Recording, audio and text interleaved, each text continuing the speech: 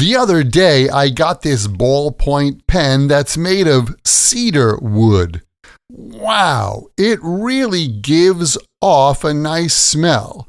And at the store, they were giving away a free notebook with every pen you buy. Nice, right? I won't give away the name of the shop, though, because if they get too many customers, they may give up that promotion. Welcome to another Happy English podcast coming to you from New York City. And here's your English teacher, Michael. All right, thank you, John, and thanks, everyone. It's Michael here from Happy English, and I help people speak English better.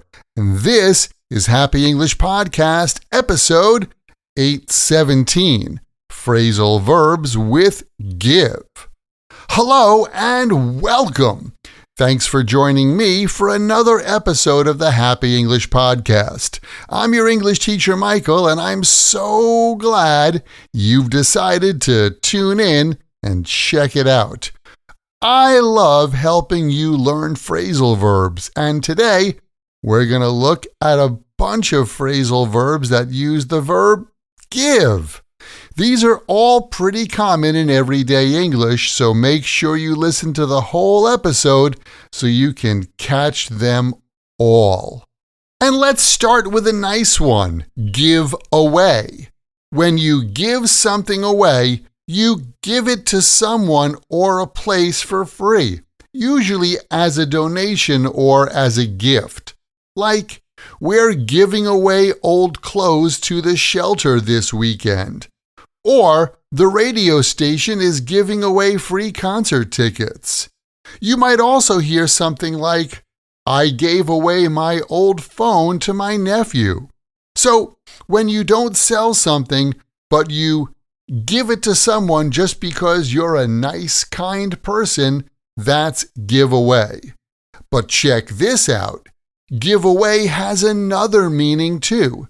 It can also mean to reveal someone's secret, sometimes by accident. Like, I can't believe Greg gave away the ending of the movie. I don't even want to watch it anymore. Or, like, when you talk to the company's competition, be careful not to give away our company secrets.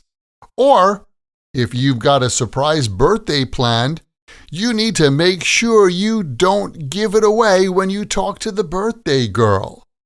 So depending on the context, give away can show that someone is being generous or someone is being kind of a spoiler.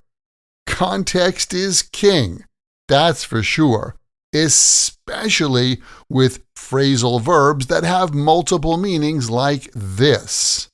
And now, let's talk about give out, which also has two different meanings. In the first one, give out means to distribute something to a group of people, like the teacher gave out the homework sheets at the end of class, or they're giving out free samples at the new bakery on Broadway.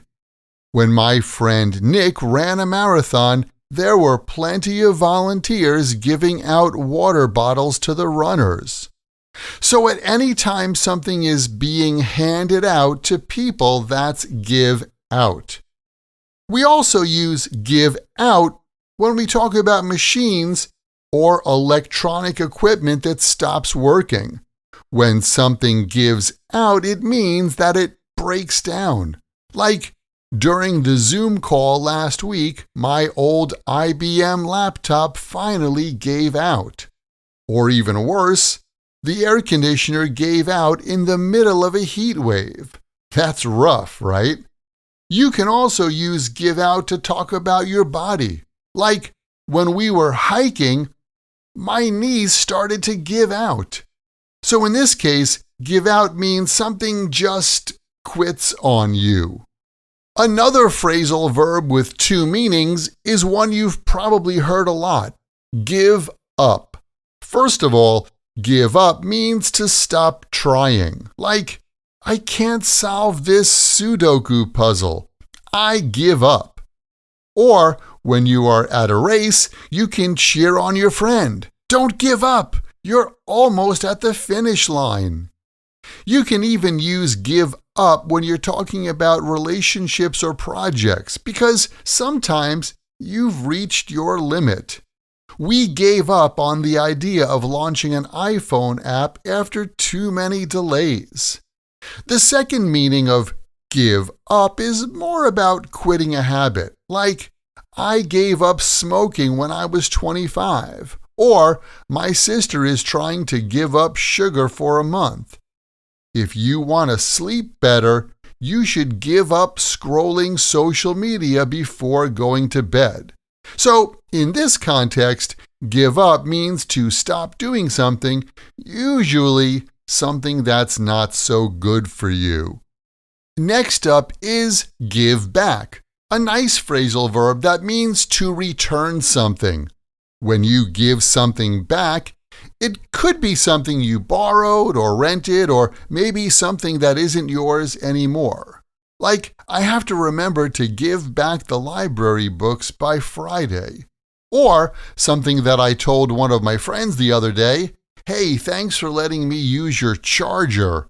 I'll give it back tomorrow. In addition to that, and even in a more community sense, people say things like, I try to give back to my community by volunteering once a month. So whether it's things, time, or energy, giving back is a good thing. Okay, let's move on to give in. Give in means to surrender or to stop fighting something. And it's not necessarily in a dramatic way. Give in is often just about finally agreeing or letting something happen. For example, if you're watching your weight, but you couldn't resist that delicious cake, you could say, I wasn't going to eat dessert, but I gave in and had a slice of cake. Or, the kids kept begging and their mom finally gave in and said yes to pizza. You could also say, Jack didn't want to come to karaoke with us, but after some good old-fashioned peer pressure, he gave in. So give in is about letting go and saying, all right, fine. Now, here's a slightly different one. Give off. Give off means to emit or put out something, like a smell, heat, or light, like I got a candle that gives off a nice vanilla scent. Or, at the campground, the campfire was giving off a lot of smoke. We can even use give off when we talk about people. You could say that someone gives off a certain vibe, like the new sales guy in the office gives off a weird energy, don't you think? So, the next time you smell something strong or notice a certain mood, think give off. Well, it looks like I gave away all of the give phrasal verbs that I had. Keep in mind, the best way to remember English like this or any other word or phrase in English is to take that word or phrase, write it in a sentence that's true for you or true in your world, and then memorize your sentences. And remember this, you can get more practice using your English when you join my Podcast Learners Study Group. There, you can make new friends. Join us for live group lessons every week where we practice these podcast lessons together. Plus, you get access to the PDF transcript and audio download for every Happy English podcast in the past and in the future. And on top of that, each episode has exercises where you can practice this English point with speaking and writing checked by me. To learn more, just visit myhappyenglish.com and choose podcast lesson 817. Remember, learning another language is not easy, but it's not impossible, and I'm here to help you on your journey. This podcast was brought to you by Happy English. Please visit myhappyenglish.com. Show your support for Happy English by leaving us a review. Get English, get happy, happy English.